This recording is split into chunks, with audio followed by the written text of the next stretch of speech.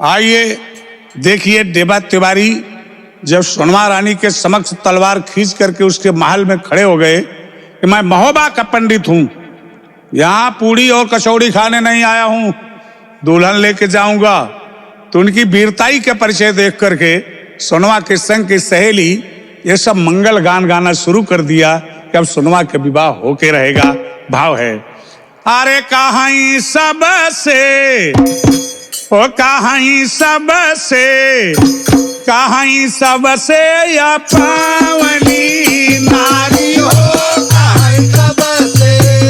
कहां सब से या पावनी नारी हो,